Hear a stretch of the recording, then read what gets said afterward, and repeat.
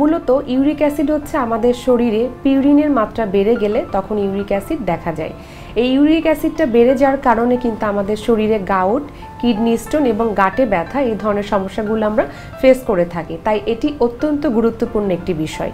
অবশ্যই খেয়াল রাখতে হবে, রক্ত পরীক্ষার মাধ্যমে কিন্তু আমরা জানতে পারবো যে আসলে আমাদের রক্তে ইউরিক অ্যাসিডের মাত্রা বেড়েছে কিনা। যদি কারো ইউরিক অ্যাসিডের মাত্রা বেড়ে যায় তাহলে অবশ্যই তাকে কিছু খাবার মেনটেন করতে হবে, যেমন পিউরিনযুক্ত খাবারগুলোকে অবশ্যই তার খাদ্য তালিকা থেকে বাদ দিতে হবে।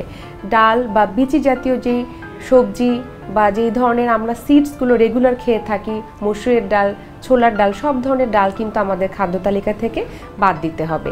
এছাড়াও কিছু সবজি রয়েছে যেমন গাজর, মূলা, টমেটো, এছাড়াও বিচি জাতীয় যে সবজিগুলো রয়েছে এগুলো তার খাদ্য তালিকা থেকে বাদ দিতে হবে। এরপরে গরুর মাংস, আমরা কিন্তু খুব পছন্দ করে থাকি গরুর মাংস বা কলিজা। এই ধরনের যাদের ইউরিক অ্যাসিড বেশি আছে তারা কিন্তু অবশ্যই গরুর মাংস, কলিজা ইত্যাদি খাবার বন্ধ করতে হবে। এর পাশাপাশি আমাদের খেয়াল রাখতে হবে অতিরিক্ত ওজন যাদের রয়েছে তাদের ওজনটাকে নিয়ন্ত্রণে রাখা। মনে রাখতে হবে অতিরিক্ত ওজন কিন্তু ইউরিক অ্যাসিড বাড়ার অন্যতম একটি কারণ।